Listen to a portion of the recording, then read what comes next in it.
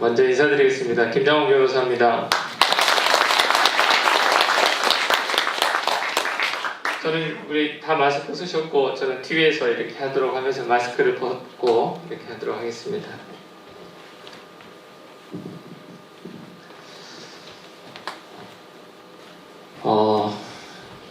먼저 이 세상에서 가장 귀한 분들 앞에서 행복한 동행 강의를 하게 돼서 너무나 영광스럽습니다. 왜 가장 귀한 분이라고 표현했는지 좀 궁금하시죠?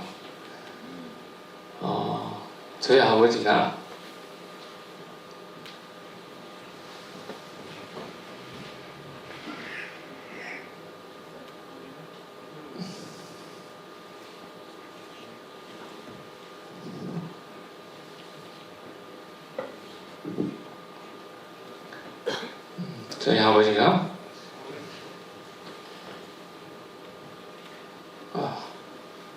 여러분과 똑같은 일을 하셨습니다. 저희 아버지는 이제 광주에 보면 동구청이라고 있습니다. 여러분들은 이제 용성구 환경미화원이시잖아요. 저희 아버지는 광주광역시에 있는 동구 환경미화원이셨습니다. 22년 동안 재직을 하셨고요. 그 아버지 덕분에 제가 이렇게 변호사도 하고 또 이렇게 강의도 하고 있습니다. 그러니 얼마나 여러분들이 귀한 분이니까 저한테는. 그리고 저희 아버지는 제 강의를 한 번도 들어보신 적이 없으세요. 제가 무슨 강의한지도 모르시고 3년 전에 소천하셨는데 여기 보니까 아까 제가 미리 저기 가장 우리 연장자 되신 분 이제 누구시냐고 이제 우리 회장님한테 제가 전화를 받았는데 48년생이시더라고요. 반장님은 이제 실제 이제 환경미화원에서 일하시는 건 아니시니까 이제 환경미화원 중에서 우리 가 선생님이 계시던데 혹시 손 한번 들어보시죠. 젊어 보이시는데 어떻게 반갑습니다. 저희 아버님이 39년생이시니까 나이 차이도 얼마 나지 않은 것 같습니다. 제 아버지 앞에서 생애 처음으로 강의를 한다고 생각을 하고 또 제 아버지의 동료들 분들 앞에서 강의를 한다고 생각하니까 제가 수많은 강의를 다녀봤어요. 제 첫 강의가 경남지방경찰청에서 첫 행복한 동행 강의를 했는데 우리 김영성 회장님 그때 그 클럽 라이언스 클럽 회원들 앞에서도 했었습니다. 2016년부터 강의를 쭉 했었는데 그 어떤 강의보다도 저는 정말 이 강의가 정말 귀한 강의고 설렌 강의고 그렇습니다. 제 강의가 특별한 건 없습니다. 그렇지만 우리 행복한 회사 말씀하셨는데 정말 행복한 회사 만들어 갔으면 좋겠고 또 행복한 가정 만들어 갔으면 좋겠고 여러분들 이렇게 잘 살아주시는 것이 또 우리 아버지가 이렇게 잘 사시는 것 같아서 좋은 것 같습니다. 우리 김영석 회장님하고 저하고 이제 라이온스 클럽 회장 동기로서 이렇게 귀한 자리에 불러주셨는데요. 저도 이렇게 고등학교 다닐 때 우리 누가 주신지는 잘 모르겠어요. 그 장학금을 주셨었어요. 그래서 학교 성적도 내고 그랬던 기억이 납니다. 그래서 장학금 주신다고 해서 정말 고맙다고 제가 표현을 했는데 너무 감사합니다. 우리 아까 부장님 퇴임하시면서 생일 상품권 못 받으시려고 하시던데 그리고 아까 우리 저기 영상 보니까 일반에 에어컨이 없는 것 같아요, 회장님. 기억하셔서 꼭 에어컨 설치해 주시기 바랍니다. 3반은 제가 봤는데 우리 아버지들 또 우리 동료분들 계시는 곳이니까 꼭 에어컨 설치해 주시고요. 우리 김영성 회장님, 우리 또 송 대표님 정말 앞으로 그렇게 잘 해주시란 마음으로 힘찬 격려의 박수 부탁드리겠습니다.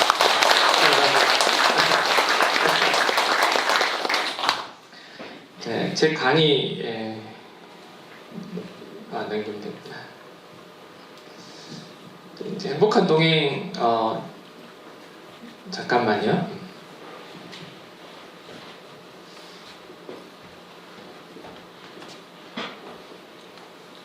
원래 제가 이제 가장 이제 연장자 되신 가 선생님한테 하나 드리고 또 하나는 이제 가장 이제 젊은 우리 환경미화원 선생님한테 드리려고 그랬는데 좀 바꿔서 우리 부장님 퇴임하시니까 부장님한테 5권을 먼저 드리고 나중에 우리 가 선생님한테 드리도록 하겠습니다. 여기 축하합니다.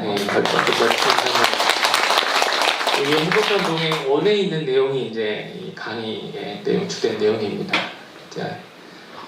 사실 저보다 다 제 아버지 연세도 또래 계신 분도 계시고 다 연장자이신데 제가 옆에서 뭐 어떻게 살 것인지 또 무엇이 행복이고 또 무엇이 성공인지 얘기하는 것 자체가 공자님 앞에서 문자 쓰는 것 같아서 좀 부끄럽긴 합니다. 그렇지만 여러분들보다는 이제 간접 경험을 많이 하지 않습니까? 변호사로서.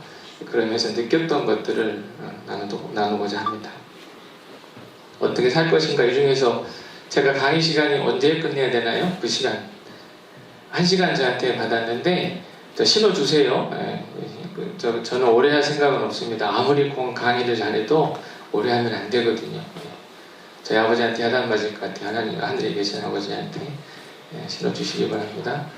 어떻게 살 것인가에 대해서 해보고요. 그 다음에 이제 행복에 대해서 행복이란 무엇인지 한번 같이 고민해보고 그 다음에 더불어 사는 세상이 더불어 행복한 세상이다. 무엇이 성공인가 여기에 대해서 얘기하도록 하겠습니다. 먼저 코이의 법칙입니다. 제 고향이 전라남도 장흥군 유치면 조양리 상촌입니다. 제가 7살 때 처음으로 버스라는 걸 봤습니다. 버스라는 걸 처음 타보기도 했고 처음 봤습니다. 저희 아버지가 이제 동구청 그 환경미화원을 하시면서 저희 아버지가 초등학교 때 졸업 안 하셨거든요.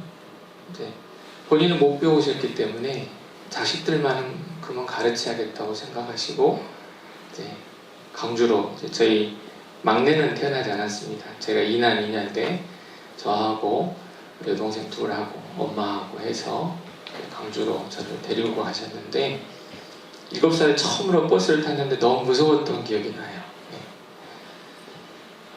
저희 아버지는 저를 이렇게 강주로 데리고 나왔습니다. 이 코이 법칙 하고자 하는 얘기가 그 얘기입니다. 이 코이라는 물고기 어항 속에서는 아주 조그마한 물고기가 됩니다. 근데 얘가 수족관으로 가면 커져요. 25cm까지 커집니다. 강물로 가면 1m 20까지 자란다고 합니다. 이 물고기가요. 저희 아버지는 저를 이렇게 강으로 끌고 나온 거죠. 여러분들 다 자녀들 있으시고 또 손자들까지 있는 분 계실 텐데 여러분들이 어떻게 살아가느냐에 따라서 여러분들이 어떤 꿈을 꾸느냐에 따라서 여러분들의 인생뿐만 아니라 여러분들 자녀들의 인생이 바뀐다고 생각을 합니다. 제가 교회를 다니고 있기 때문에 이제 곳곳에 성경 구절이 좀 있긴 합니다. 이제 교회를 안 다니신 분도 늘 양해를 해주시고요.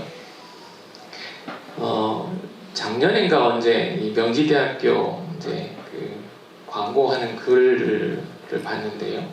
집의 크기가 아니라 꿈의 크기가 세상을 바꿉니다. 여러분의 미래를 바꿉니다. 이렇게 광고를 하더라고요. 내가 비록 가난하고 가진 건 없다 하더라도 꿈만큼은 좀 크게 가졌으면 좋겠습니다. 저희 아버지처럼. 그래서 제가 이렇게 있지 않습니까? 그 해리 리버만이라는 할아버지 얘기 좀 하겠습니다. 이분이 그린 그림이에요. 이분이 우리 가장 연세 많이 드신 우리 가 선생님도 아직 77세 아직 안 되셨죠? 그렇죠? 이분이 77세 이때 이제 일은 이제 다 퇴임하시고 이제 우리 용산구로 말하면 주민센터 같은 데서 이제 그림을 가르쳐 주는 데도 있고 막 노래 가르쳐 주는 데도 있고 이런 데서 생활을 하시는 분 이제 소일을 하고 계셨어요. 근데 젊은 친구가 할아버지 한번 그림 한번 배워보시죠.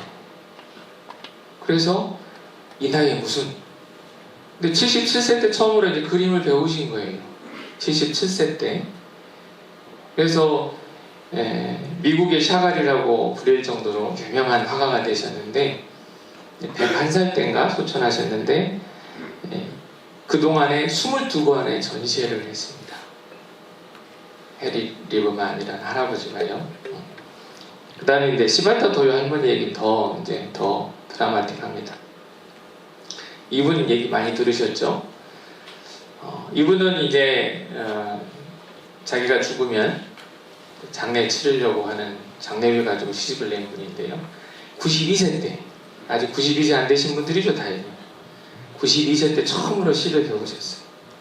그리고 99세 때 이제 그 장례 치르려고 모아놓던 돈으로 첫 시집을 냈습니다. 약해지지 마. 거의 200만 부 정도가 팔렸다고 그래요. 어마어마하게 팔렸죠.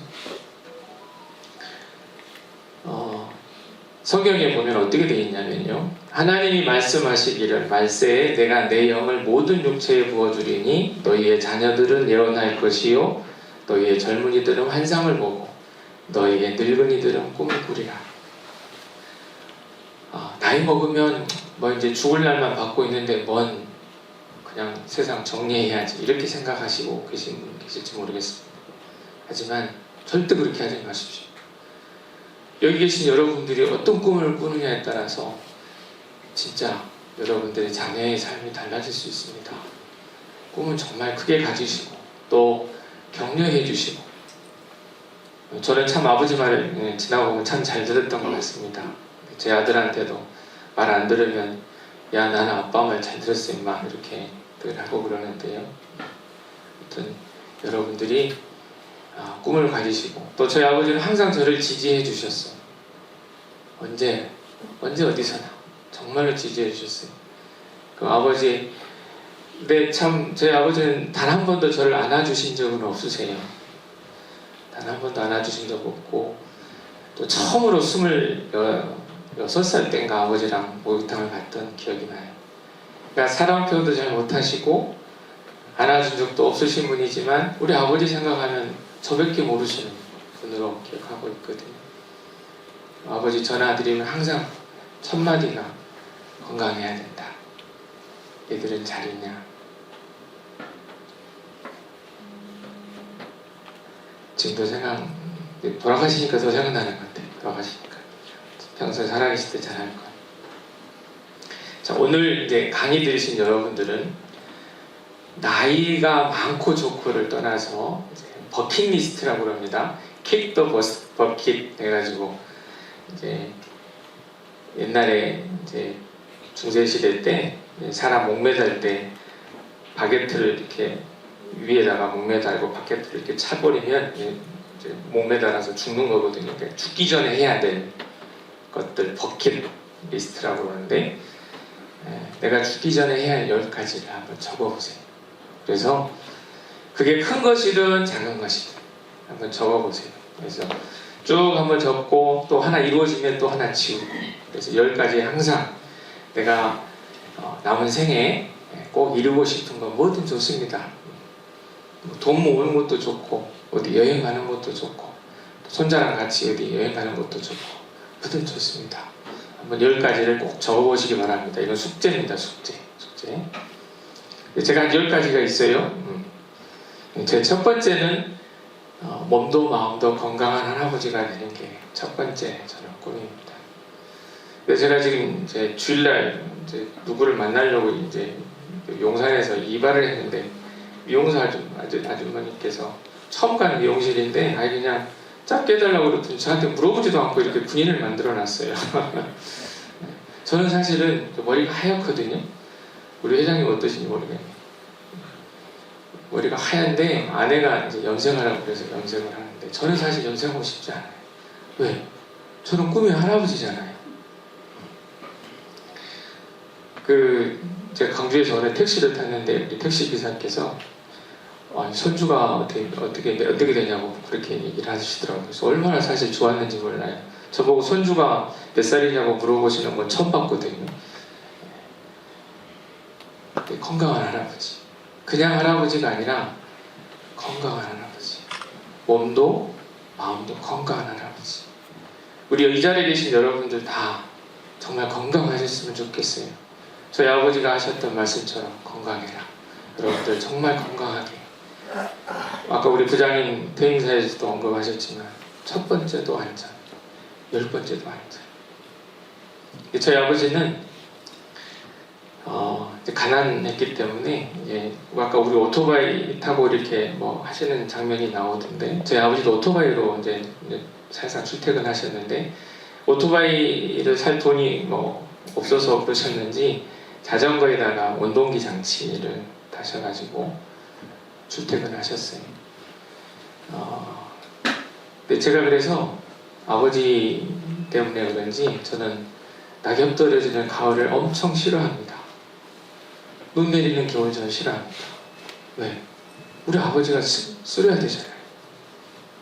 또 출퇴근하는데 그 눈길 가시다가 넘어질까봐 너무 걱정이 되는 거예요. 항상 4시 반에 출근하셨었거든요. 그래서 여러분들 정말 여러분들이 다치면 여러분들 가족, 저 같은 자식들이 너무 괴롭습니다. 마음이 아프잖아요.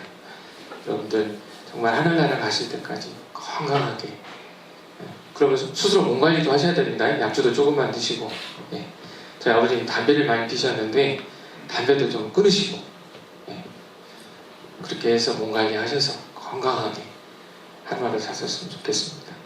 근데 제 꿈은 할아버지가 되는 거고요. 두 번째가 이제 자리 지키기입니다.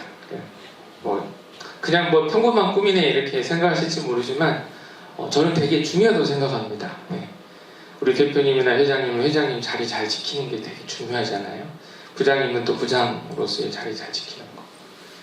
남편으로서 또 아버지로서 또 아들로서 또 제가 변호사 하고 있으니까 변호사로서 그 자리 잘 지키는 게 제 두 번째 목표입니다. 그 다음에 이제 아내와 단둘이 1박 2일 이상 여행하기. 전 올해도 그래서 실천을 하긴 했습니다. 단둘이는 안 했지만. 그 다음에 이제 네 번째가 이제 손주 1명 훌륭한 정치인으로 후원하기인데요. 제가 2006년, 제가 군법무관으로서 10년 동안 복무를 하고 용산에 온 지가 2006년도에 왔습니다. 그래서 저도 국방부에서 이제 3년을 복무했고 이제 2006년부터 용산에 왔기 때문에 짬밥으로 따지면 저도 꽤 됩니다. 여기 계신 분들 용산에서 일을 하셨다고 그러시지만 아무튼 어쨌든 횟수로 따져서는 꽤 짬밥이 됩니다. 그래서 저는 사실 행복한 동행 원에 보면 이제 그 얘기가 좀 나오는데요. 정치인이 되는 게 꿈이었습니다. 그래서 고등학교 1학년 때 우리 옛날에는 이제 유세를 하면 운동장에 막 모여서 이렇게 합동 유세를 했잖아요. 고등학교 1학년 때 수업 빼먹고 거길 갔어요. 유세 들으러 갔어요. 저희 주변에 아무도 정치인이었고 누구도 정치하라고 한 적이 없는데 그 어린애가 왜 갔는지 저는 잘 모르겠어요. 그래서 정치인이 되겠다고 생각을 했고 제가 2006년도에 용산에 이제 법무법인 서울을 오픈을 했습니다. 저희 사무실은 아마 아까 삼각지 이렇게 촬영 장면이 나오던데 신용산역에 보면 전자랜드 가다 굴다리 있잖아요. 그 토트밸리 빌딩 6층에 있습니다. 제가 용산에 온 이유는 정치인이 되기 위해서 용산구청장에 도전해 보려고 사실은 왔습니다. 왔다가 2015년도쯤에 이제 집사람이 그만해라. 그래서 저희 집안에 이제 높으신 분이 이제 저희 아내라서 높으신 분의 어명을 받고 이제 그만뒀습니다. 그러고 나서 이제 속상해서 쓴 글이 남자는 아내의 그릇 크기만큼 성장한다라는 글을 썼어요. 행복한 동행 원에 보면에 있습니다. 약간 이제 속상해서 쓴 거죠. 아내 크기가 그런데 어떡하겠냐 뭐 이런 취지로 그런 취지의 글을 썼던 기억이 납니다. 근데 제가 이제 사실 우리가 제가 이제 주례사는 여러분들한테 하지 않겠습니다만 제 강의한 중에는 이제 젊은 사람들을 생각해서 미리 해보는 주례사가 있는데 거기에 나라를 사랑하라는 게 있습니다. 여러분들 살기 힘든데 무슨 나라 걱정하냐고 하실지 모르겠습니다. 아까 말씀드렸잖아요. 여러분들은 비록 환경 미화원이라 하더라도 이 나라 걱정하면서 사셔야 됩니다. 그렇지 않겠습니까? 나라 걱정하셔야 됩니다. 회사 걱정하셔야 됩니다. 네, 그게 진짜 애국하는 거고, 여러분들이 그렇게 나라를 생각하고 회사를 생각하고 이웃을 생각해야 진짜 여러분들의 자녀가 그런 가치 있는 삶을 살 거 아닙니까? 저는 딸 아들 하나가 있는데 딸은 이번 삼수해가지고 단국대 치대를 들어갔고요. 아들은 재수해서 이번에 연세대 의대를 들어갔습니다. 근데 저희 자식들은 특히 아들한테는 저는 집에서 종으로 키웁니다. 제 아들이 본인이 스스로 다른 권사님한테 한 얘기가 있어요. 저는 저희 집의 공식적인 노예입니다. 저는 자식들을 노예로 키웁니다. 집에서 종으로 살아야 밖에서 섬기는 삶을 살 거 아닙니까? 우리 회장님께서 섬긴다는 표현을 해주셨는데 그렇게 섬겨야 되지 않겠습니까? 여러분들이 아무튼 삼천포로 빠졌습니다만 아무튼 제가 정치를 내려놓은 대신에 내 자식들한테는 정치로 꼬시려고 했는데 그것도 안 될 것 같아서 손주가 나오면 이제 어떤 놈이 됐든 한 놈 잡고 이제 세뇌 교육을 시켜서 나라를 사랑해야 된다부터 시작해서 훌륭한 정치인으로 양성하는 것이 저의 또 하나의 버킷리스트입니다. 그 다음에 이제 중국으로 유학하기도 있고 그러는데요. 중국으로 유학 가려면 이제 저희 집사람 하는 얘기가 20억을 벌어놓고 가랍니다. 그래서 아마 이 생에는 가기 어려울 것 같고 설령 뭐 이 생에 중국으로 유학하지 못한다 하더라도 또 꿈은 가져야 되지 않겠습니까? 그 다음에 이제 뭐 붓고선 타는 것도 제가 해마다 책을 내고 있는데 제가 앞으로 낼 책 이제 한 40권 미리 정원해 놨습니다. 그때까지 살지는 모르겠습니다. 제가 이 책을 내게 되는 것도 김홍신 인간시장 쓰신 그 김홍신 선생님께서 죽기 전에 3가지를 해야 된다. 그게 자서전 쓰기, 전공서적 쓰기, 수필집 쓰기. 자서전은 쓰기는 아직 이른 것 같고 전공서적은 제가 하나 써본 적은 있습니다. 그걸 썼는데 수필집은 그냥 해볼 것 같아서 그래서 강의 듣고 제가 그 다음날 이제 서문을 써봤는데 이제 써보다 보니까 지금은 이제 5권을 내게 됐습니다.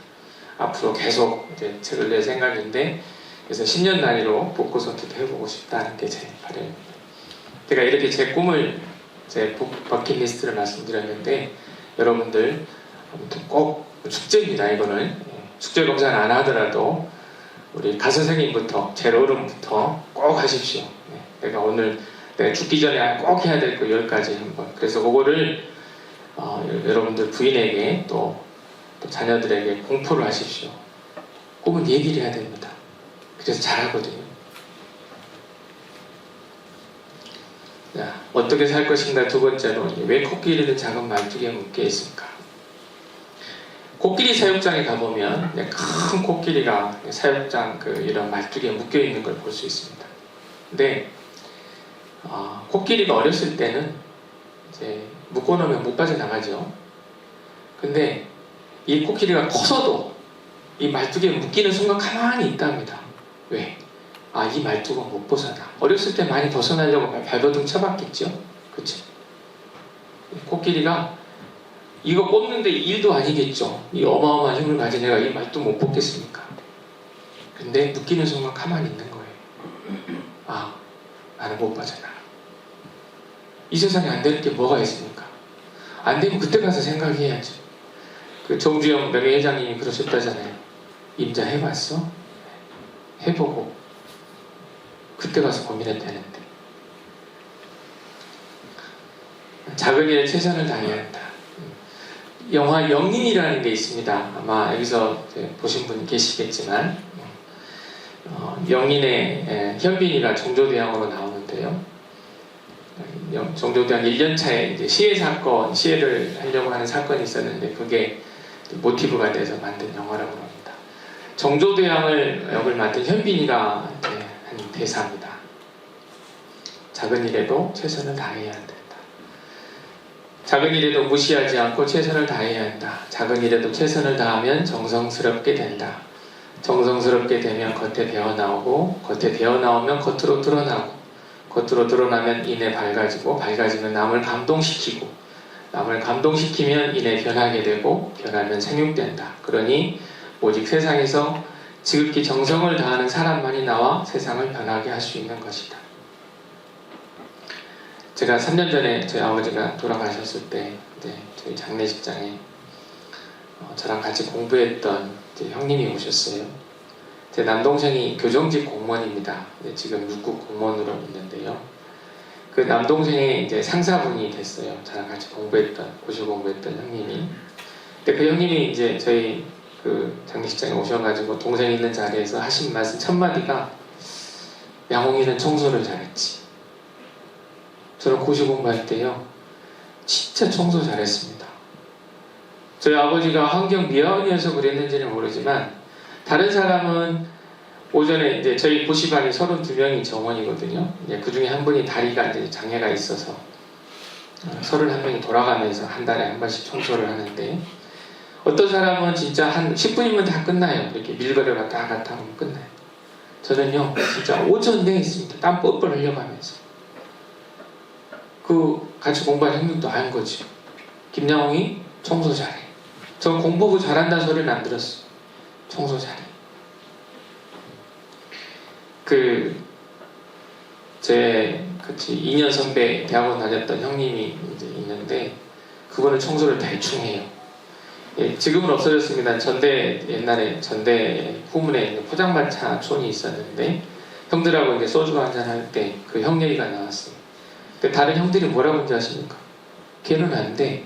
왜? 걔는 청소를 안 해. 작은 일. 작은 일이 이게 성경에도 있거든요. 지극히 작은 것에 충성된 자는 큰 것에도 충성되고 지극히 작은 것에 불의한 자는 큰 것에도 불의하니라. 안창호 선생도 비슷한 얘기를 하셨습니다. 작은 일이라도 내가 맡은 일을 열심히 하면 그것이 곧 나라를 사랑하는 길이다. 여러분들이 맡고 있는 구역, 도로 청소하시는 게 일이시잖아요. 그게 나라 사랑하는 길입니다. 저는 변호사로서 최선을 다하는 거, 이건 저는 나라를 사랑하는 일이라고 생각합니다. 기업을 하시는 거 정말 애국자잖아요. 월급 주는 분들 정말 애국자입니다. 회사 잘 돌아가게끔, 잘 되게끔 서로 도와주셔야 됩니다. 더 새로운 환경 이제 회사 명칭도 바꾸셨는데 이 용산구가 아니라 이 대한민국에서 세계에서 가장 일하고 싶은 회사, 그런 회사를 여러분들이 같이 만들어 주셔야죠. 왜? 그게 나라를 사랑하는 길입니다. 항상 맑으면 사막이 된다. 제가 언제 끝내야 되나요? 시간을 좀 말씀해 주실래요? 3시 20분. 3시 20분. 네, 알겠습니다. 항상 맑으면 사막이 된다. 비가 내리고 바람이 불어야만 비옥한 땅이 된다. 여러분들 중에는 이제 특히 우리 젊으신 분 한 분 90년생도 있으시던데 저희 아버지처럼 일하시는 연세이신 것 같아요. 나이인 것 같아요. 참 힘들다라는 분들 많이 계실 것 같습니다. 내 인생만 이렇게 꼬일까? 세상 아픔 없는데 어디 있습니까? 저도 정말 여러분들한테 제 속에 있는 거 다 드러내면 여러분만큼 못지 않습니다. 저도. 그렇죠? 여기 있는 속담처럼 항상 맑고 항상 좋은 일만 있으면 좋겠죠. 근데 항상 맑으면 사막이 돼버립니다. 아까 우리 회장님 비유하셨는데 재벌 회장이면 돈 많고 풍요로우니까 행복할 것 같죠. 항상 맑으니까 좋을 것 같죠. 하나님은 공평하신 것 같아요. 항상 맑다고 좋을 건 없습니다. 비 오면 맞으면 되는 거고 그 비 언젠 그치지 않습니까? 그쵸? 그치잖아요. 바람 불면 그 바람 계속 바람 부는 게 아니라 언젠가 그칩니다. 견뎌내시면 되는 거죠. 잘 안 보입니다.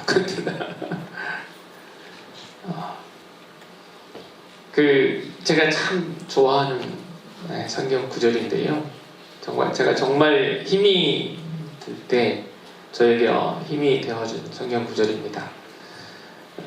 좌측에 있는 건데요. 그러므로 내일 일을 위하여 염려하지 말라. 내일 일은 내일이 염려할 것이요 한날의 괴로움은 그날로 족하니라. 마태복음 6장 34절 말씀입니다. 제가 정말 힘들 때 이 성경 구절을 되뇌이면서 그 시간을 극복했었습니다. 교회 안 다니신 분들 처음 보는 문장일 수도 있는데요. 이 세상살이가 다 비슷한 것 같아요. 뭐든 하면 할수록 늘게 돼 있습니다. 그쵸? 공부도 하면 늘고, 또 아까 우리 새로 부장님 노래 정말 잘하시던데 노래 계속 하시면 어디 저 음반도 내도 될 것 같아요. 너무 감동적인 노래였습니다. 노래 계속 반복하니까 잘 되잖아요. 네, 걱정도 마찬가지입니다. 걱정 하면 할수록 늡니다. 그쵸? 염려 하면 할수록 늡니다. 근데 성경에 뭐라고 다 되어 있어요? 내일을 위하여 염려하지 말라. 내일 일은 내일이 염려할 것이요 한날 괴로움은 그날이 족하리라.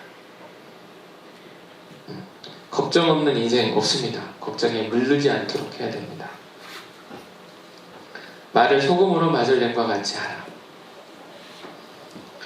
네, 저희 딸이 지금은 천사가 되어 있습니다. 근데 사춘기를 심하게 알아가지고요. 정말 힘든 고3 생활을 보냈는데 지금 고3 때 제 딸하고 지금의 딸이 달라진 게 있다면 말투입니다.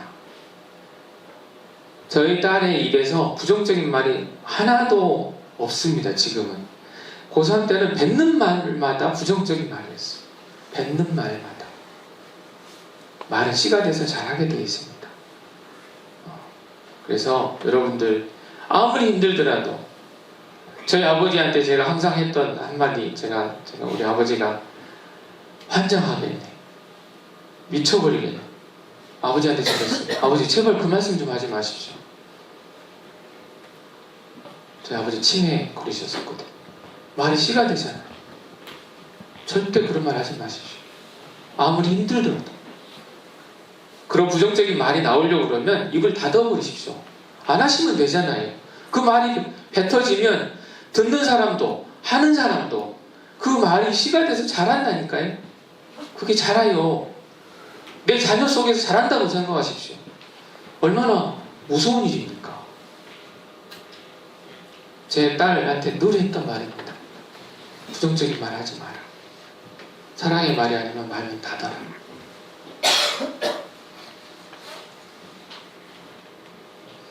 이게 잘 안 보이네요? 보이시나요? 이쪽에 보면 근주자적 근목자업이라는 화면인데요. 약간 어두운, 너무 화면이 전혀 오히려 잘 보이네. 이게 또 좋습니다. 좌측에 이제 보면 그림을 자세히 보십시오. 최인철 교수님이 이제 유튜브에 혹시 보셨는지 모르겠습니다만 제가 강의를 들은 적이 있는데, 제가 이분 강의를 듣기 전에 글을 썼는데 같은 취지의 글을 썼었어요. 행복하게 사는 지름길은 행복한 사람 곁에 있는 것이다. 이분의 강의의 핵심 요지입니다. 근데 저는 이분 강의를 듣기 전에 이제 이런 글을 썼었어요. 나중에 강의를 들어보니까 제가 썼던 거라고 똑같은 말씀을 하고 계시더라고요. 이분 강의의 이제 요지가 그런 거예요. 저 연두색, 이제 파란색이 있는데요. 파란색은 이제 보이신가 모르겠습니다만 행복감이 낮은 사람들의 사람이고요. 연두색은 행복감이 높은 사람들의 이제 모습입니다. 보면은 연두색은 연두색끼리 붙어 있고 파란색은 파란색끼리 붙어 있는 거예요. 그래서 이 최인철 교수님이 이제 강의 핵심이 뭐냐면, 내가 행복하면 내 친구 15%가 행복한다. 그다음 내 친구의 친구는 10%, 친구의 친구의 친구는 6%. 그 말을 바꾸면 내 옆에 사람이 행복하면 내가 행복해질 가능성이 높아지는 거예요. 그럼 어떻게 해야 되겠어요? 내 옆에 사람이 잘 되도록 행복하도록 최선을 다해 주셔야죠. 회장님이 여러분들 섬기는 모습, 장학금을 전달하고 또 뭐 생일날 상품권 드리고 또 뭐 휴게실을 만들고 어떻게 하면 여러분들 행복하게 하려고 해드리려고 하는 거잖아요. 또 옆에 사람, 우리 동료 힘든 일 있으면 격려해주고, 아까 제 사진 찍을 때 제가 그냥 동의도 없이 손을 잡았습니다. 힘들 때 그냥 옆에서 손만 잡아줘도 힘이 될 때가 있잖아요. 꼭 돈만이 도와주는 게 아니잖아요. 그렇죠? 그래서 여러분들이 여러분 스스로도 행복하려고 노력을 해야 되고, 또 옆에 사람들, 내 동료들 행복해지도록 말이라도 할 수 있잖아요. 말. 오늘 보니까 오늘 아무게 저기 안색이 좋네. 뭐 좋은 일 있어? 자네 잘 될 거야. 말이라도 할 수 있잖아요. 제가 고시 공부할 때 저희 아버지 따라서 아버지가 이제 설날에 되면 세배를 다니셨어요. 집안 어른들한테. 우리 관습이 정월 개보름까지 이렇게 세배를, 저희 전라도는 그랬던 것 같아요. 아버지가 보름까지는 세배를 다녀도 된다고 하셔서 세배를 가면 어느 집안의 한 어른은 저한테 항상 하시는 말씀이, 야, 고시 공부 그만하고 공무원 시험 준비해라. 마음은 알아요. 제가 전남대를 나왔는데 지방대에서 고시를 합격한다는 게 그게 어렵다는 거 알아요. 주변에 고시 합격한 사람도 없잖아요. 저희 시골에서 대학 나온 사람은 저밖에 없어요. 알아요. 그런데 고시 공부하고 있는 청년한테, 야, 열심히 해서 꼭 합격하도록 해라, 이렇게 해야지. 왜 거기다 대놓고, 야, 그냥 그만 때려치고 그냥 공무원 시험 준비해라. 이게 말이 되니까? 여러분들, 말로 사람을 죽이고 살리고 하거든요. 여러분들, 오늘 이 시간부터는 절대 부정적인 얘기하지 마십시오. 자식들 만나면 격려해 주시고 등 두드려 주시고.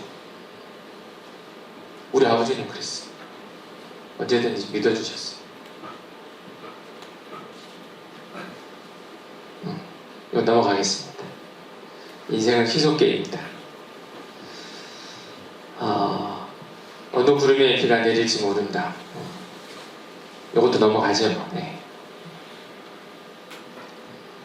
어떻게 살 것인가 좀 하나 알겠습니다. 사자는 배고프다고 풀을 먹지 않는다.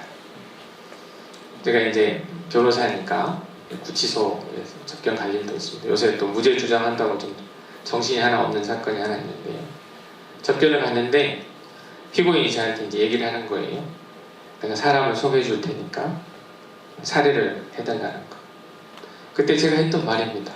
제가 이 말을 어디서 보고 했는지는 모르겠는데 그날 그분한테 했던 말이에요. 제안은 고맙지만 사자는 배고프다고 풀을 먹지 않습니다. 저는 할 수 없습니다. 그랬더니 피고인이 이제 저한테 하시는 말씀이, 다른 변호사님들 다 하는데 왜 변호사님은 안 하세요? 그러더라고요. 최소한 전 변호사 영역에서만큼은 저런 마음가짐으로 살았습니다.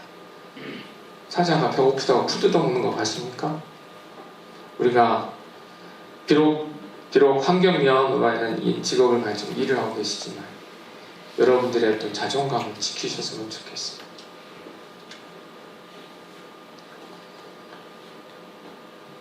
넘어가겠습니다.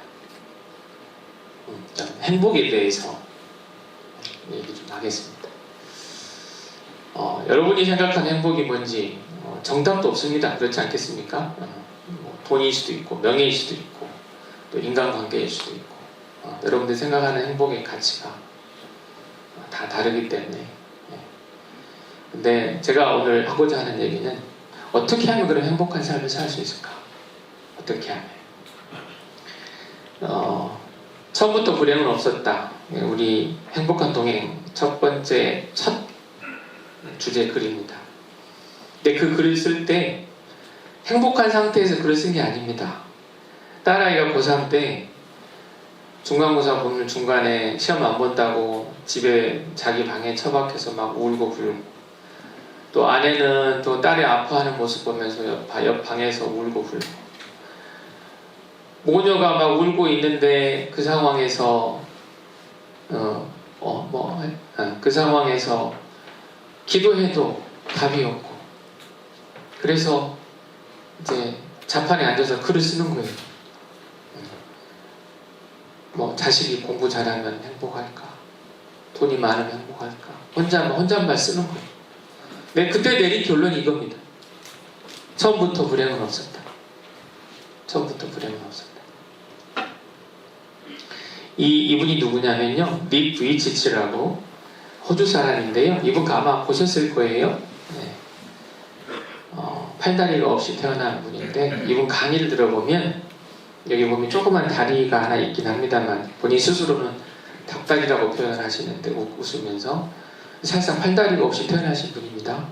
근데 이분이 이제 쓴 책의 첫 장을 딱 넘기면 이 문장이 나옵니다.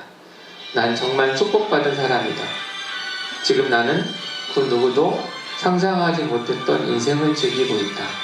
나는 내 삶을 사랑한다. 팔다리가 없는데 난 정말 축복받은 사람이라고 하고 있어. 근데 이분 강의 들어보고 이분 표정을 보면 정말 그렇다고 저는 믿어집니다. 그분이 거짓말한다고 생각하지 않습니다.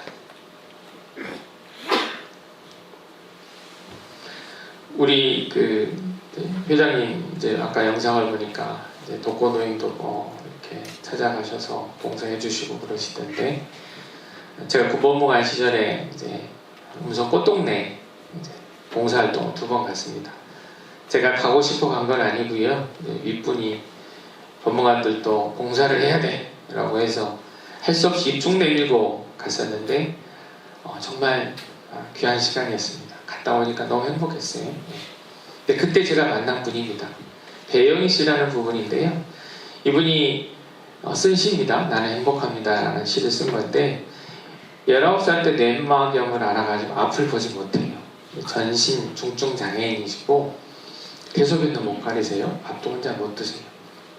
근데 이분이 워낙 유명해서 대통령 영부인도 이분을 뵈러 오고 막 그렇다고 그러더라고요. 이분이 37살에 돌아가셨는데 돌아가시기 한 해 전에 쓴 시입니다. 아무것도 가진 것 없고 아무것도 아는 것 없고 건강조차 없는 작은 몸이지만 나는 행복합니다.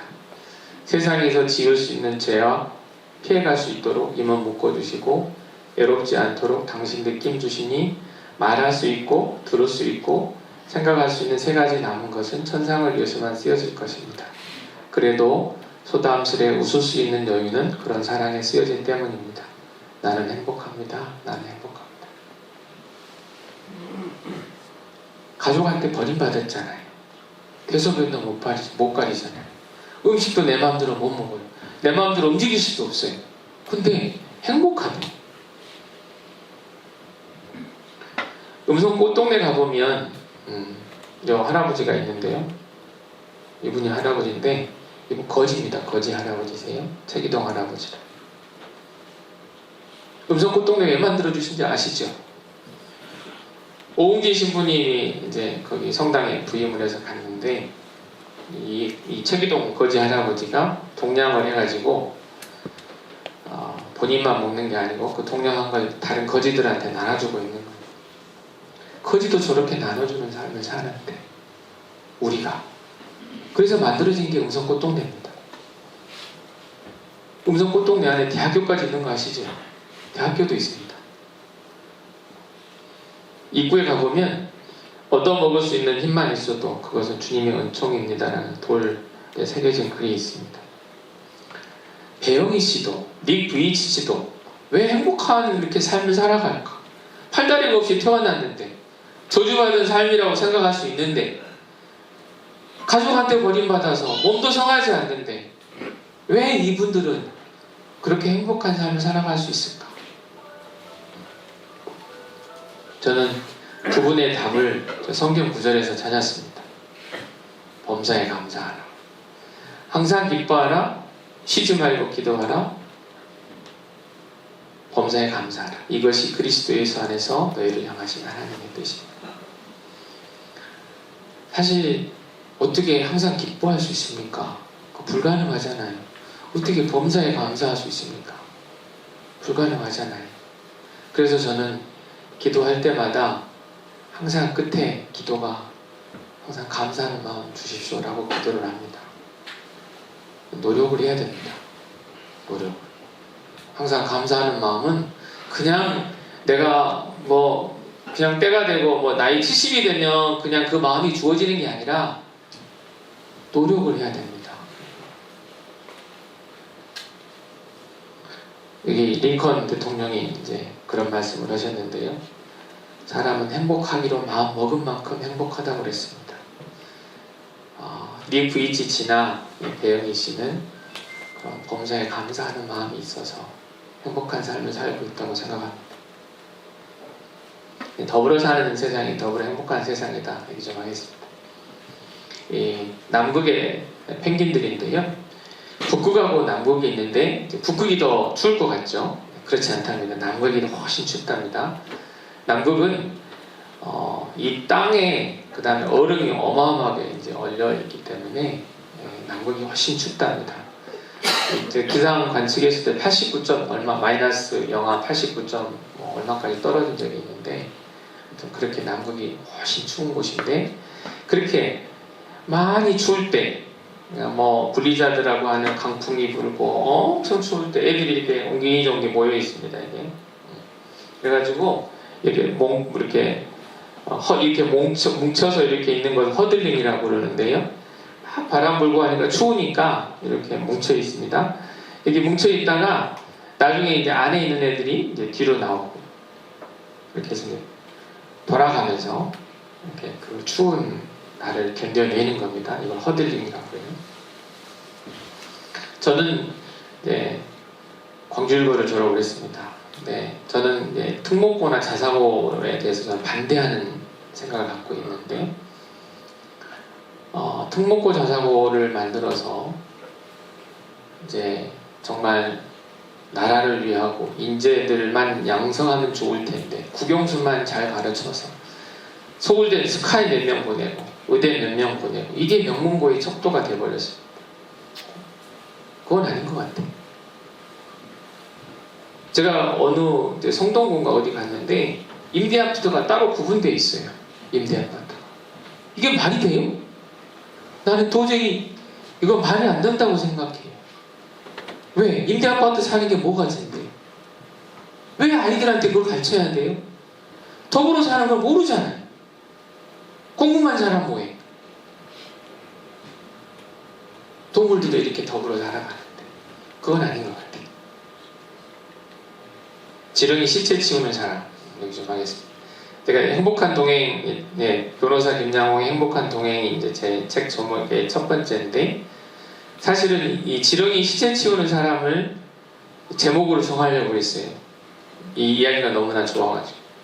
근데 이제 집사람이 또 저희 집에 높으신 분이 시체라는 단어가 들어서 싫다. 그래서 또 높은 분이 그러니 어떡합니까? 또 말들어야지. 제가 전에 반포에 살았었는데 이제 동장역 일본 출구를 나오면 이제 여행길이라는 게 있습니다. 여자가 행복한 길 해가지고 여행길이 있는데 이제 이렇게 출근하는 날이었어요. 아침에. 근데 어떤 50대 후반 정도 되는 아주머니께서 지렁이 시체를 나무젓가락으로 치우고 있는 거예요. 지렁이 시체를. 그래서 저 정말 낚시를 좋아하는 저도 지렁이 되게 징그럽잖아요. 우리 여자분들 거의 막 비명을 지를 정도로 지렁이 싫어하잖아요. 그 아주머니라고 별다랐겠습니까? 그 아주머니도 싫었겠죠. 전날 비가 왔어요. 비가 와서 밤에 이제 밤길에 지렁이가 밟혀가지고 죽은 거죠. 죽은 지렁이 시체가 있으니까 나무젓가락으로 치우고 있는 거예요. 저는 그 아주머니의 그 모습을 보면서 너무 감동적이었어요. 이 세상을 좀 더 아름답게 하는 것, 더 나은 세상으로 만들어가는 것은 그런 아주머니들, 여러분들 같은 환경 미화원 여러분들, 이 세상을 그렇게 더 나은 세상으로 만들어가는 분들이라고 저는 생각을 합니다.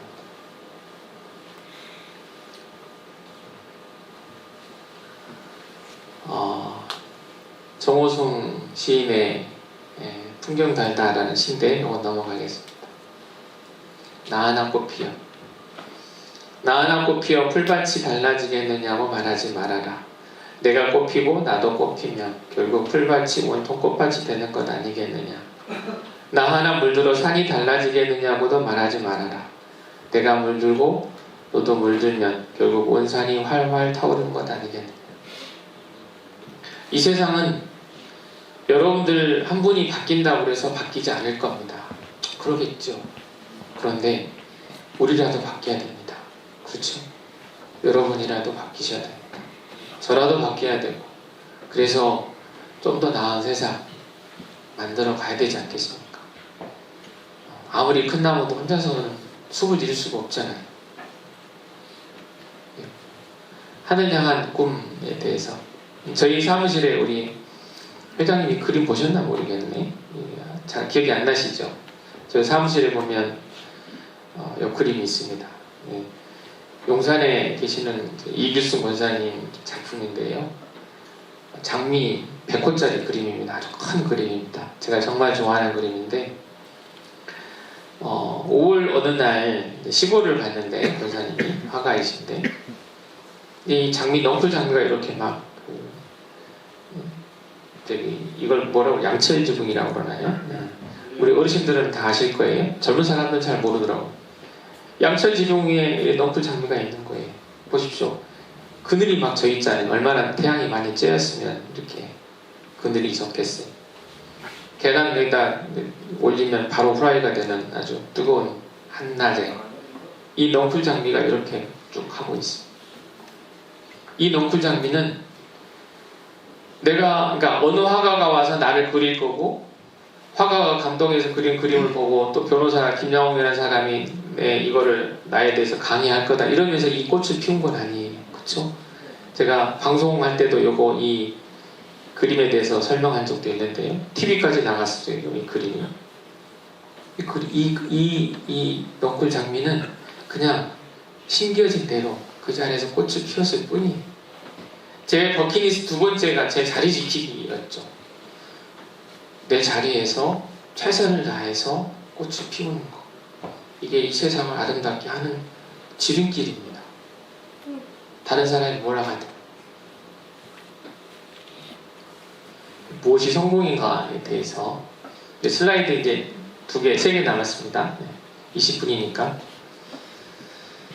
소록도 병원에 간호사로 근무하셨던 이제 마리안 수녀님과 마가렛 수녀님 얘기인데요. 이분들 이제 오스트리아 분이세요. 우리나라 분 아니세요.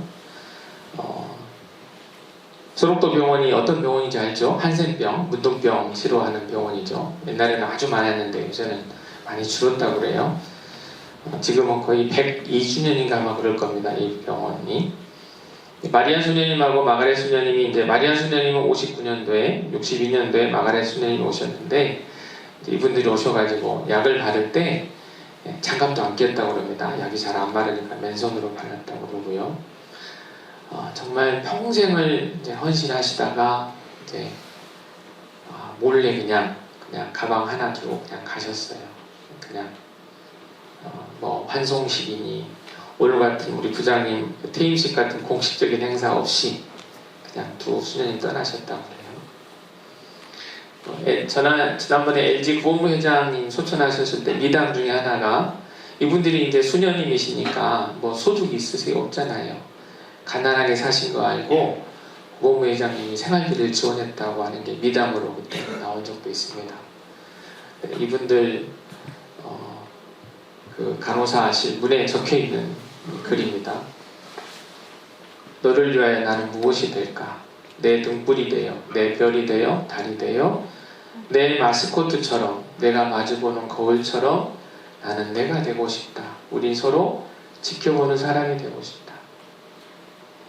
제가 어느 회사에서 강의할 때 이 글을 읽는데 막 눈물이 나는 거예요. 그래서 눈물을 막 흘렸더니 또 뭐 화장지 갖다 주고 막 그러시던데 요새 여성 호르몬이 좀 많이 나와서 그런지는 모르겠습니다만 나는 내가 되고 싶다. 같은 동포도 아니고 같은 나라 사람도 아니고 내 형제 자매도 아닌데 나는 너처럼 문둥병 환자가 되고 싶다고 그러잖아요.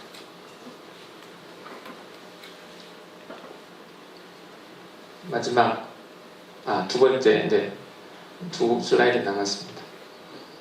행복한 동행 3을 보면 인도 여행기가 있습니다. 선교 여행을 갔을 때 이제 저기 인도 타지마할을 제가 가봤었는데요. 여기 타지마할 혹시 가보신 분 있는지 모르겠습니다만 이게 묘입니다. 묘. 인도 무굴 제국 5대 황제 부인의 몽타즈 마할, 그래서 타지마할인데 묘입니다. 이거 만드느라고 17년 동안 2만 명이나 되는 노동자들이 동원이 됐고 그 부속 건물도 있거든요. 그래서 총 22년 동안 이제 이 묘를 만들었대요. 제가 얘기하고자 하는 건 이 묘가 아닙니다. 똑같은 22년인데요. 옆에 할아버지 한번 보이시죠? 망치 들고 다슈라트 만지라는 할아버지인데 이분 이제 인도의 어느 이제 정말 가난한 마을의 한 할아버지예요. 네, 다슈라트 만지. 읍내를 가려면 이렇게 바이산을 돌아서 한 88km를 가야 됩니다. 제가 인도에 갔을 때 더 스트롱맨인가? 네, 비행기에서 영화를 이분에 대한 일대기 영화를 틀어주더라고요. 2번을 봤습니다. 제가. 네, 영화를 보면 이제 아내가 병원까지 가는 거로 나오는데 실제 병원까지 갔는지는 모르겠습니다. 1960년에 이제 아내가 산에서 이제 굴러가지고 이마를 다쳤어요. 그럼 빨리 그냥 병원에 가면 치료하면 나을 텐데 병원이 갈 수가 없잖아요.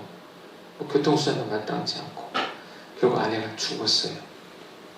그래서 이분이 이제 뭐 어린 7살 아들 3살 딸 남겨놓고 사망을 했는데 그때부터 22년 동안 혼자 정과 망치로 이 바위산을 뚫습니다. 혼자서. 그래서 915m를 뚫어버리고요. 평균 넓이 2.3m를 해가지고 이제 이게 언론에 막 보도됐어요. 이분의 삶에 대해서. 그래서 이제 나중에 정부에서 상도 준다고 그러고 상금도 준다고 그러고 이분이 뭐라고 그러는지 아십니까? 나는 내가 해야 할 일을 한 건데 난 다슈라트 만지라는 분이 이분이 뭐 배움이 긴 것도 아니고 돈이 많은 것도 아니고 뭐가 있습니까? 그런데 이 생각만큼은 정말 위대한 성인이라고 저는 생각을 합니다. 이분이 왜 혼자서 22년 동안 먹고 살기도 빠듯할 텐데 그 바위산을 뚫었겠습니까? 내 자식이 이 길이 다니려고 내 자식이 여기 이 바위산으로 이 길을 다니라고 내 자식만? 아니잖아요. 내 자식만이 아니잖아요.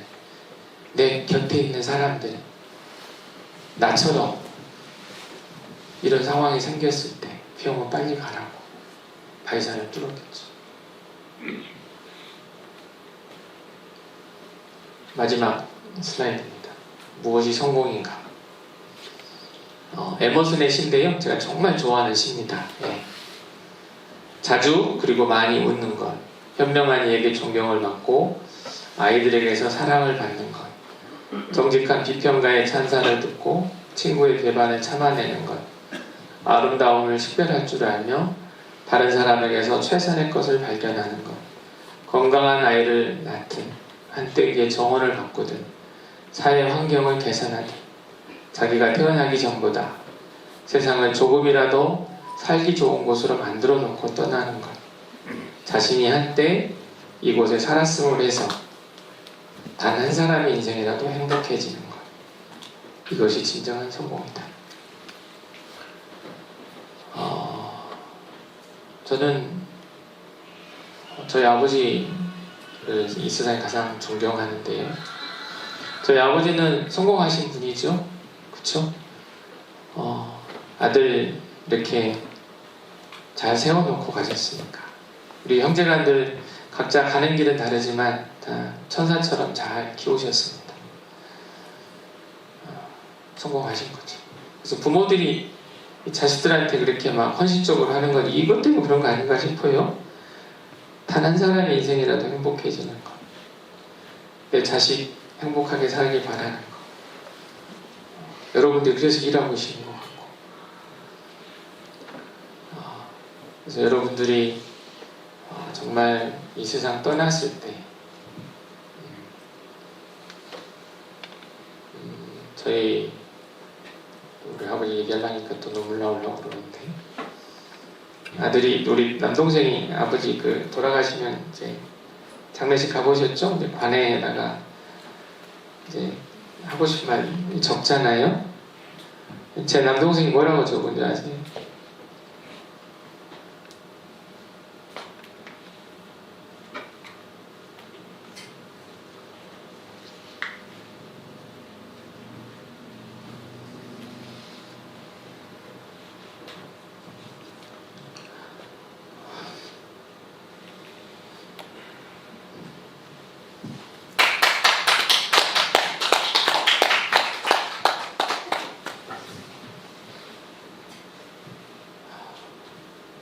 아버지가 저희 아버지여서 보겠습니다.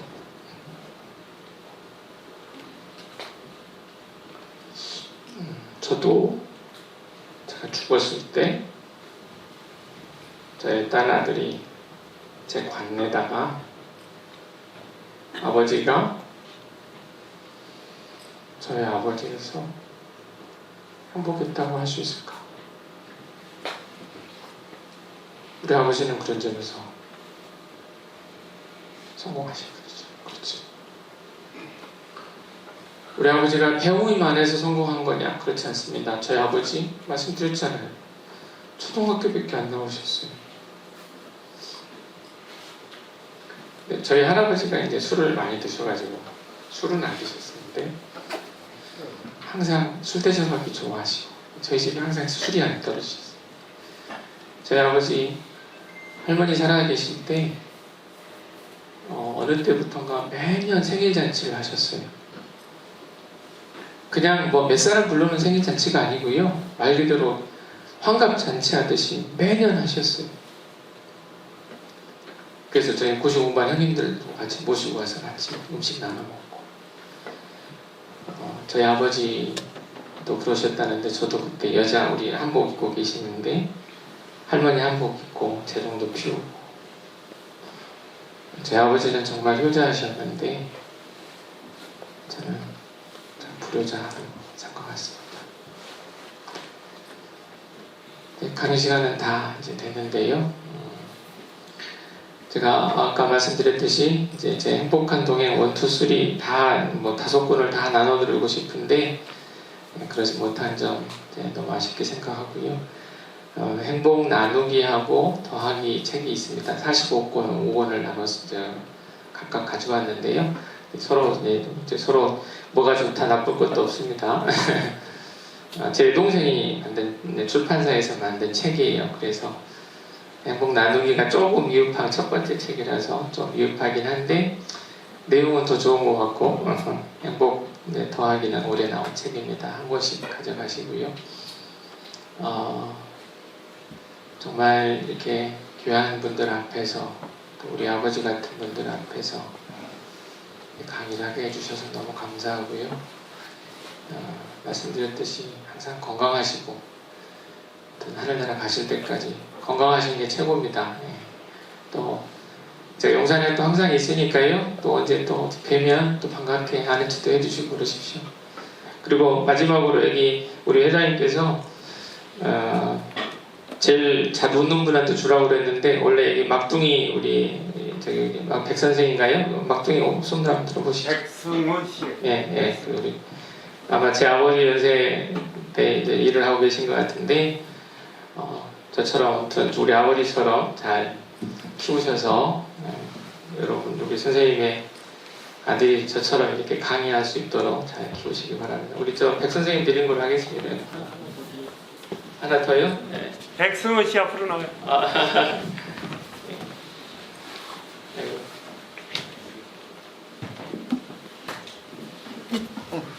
아유, 감사합니다. 예. 박수에. 그리고 아까 우리 가 선생님은 제가 5권 준비됐으니까 받으시면 되고요.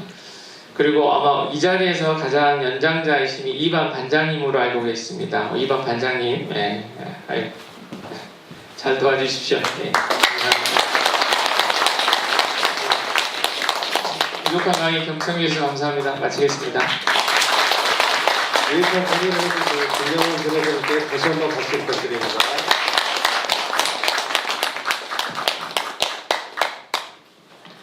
사실 참고해 주시죠. 제가 소두에 말씀을 안 드린 거는 우리 변호사님이 이제 부친이 이렇게 환경병원 하시면서 어려운 성장 과정을 거쳐서 이 자리에 섰기 때문에 조금 더 실감 있게 이제 여러분 강의를 하실 수 있도록 해서 사전에 말씀을 안 드렸습니다. 오늘 여러분 보셨지만 여기 77세 그림을 그리는 분도 있고 또 92세에 시집을 내서 또 아주 베스트셀러가 된 경우도 있습니다. 여러분 우리 변호사님이 숙제 검사는 안 한다 했는데 버킷리스트 뭐 지금 늦지 않았습니다. 저는 회사도 그렇고 여러분도 그렇고 저 자신도 마찬가지입니다. 우리가 그냥 사는 게 아니라 의미 있는 삶을 살았으면 좋겠어요.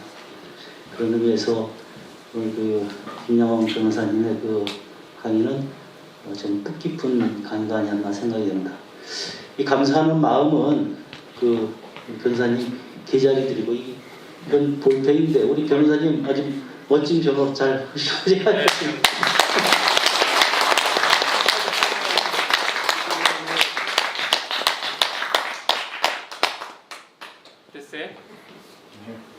찍겠습니다.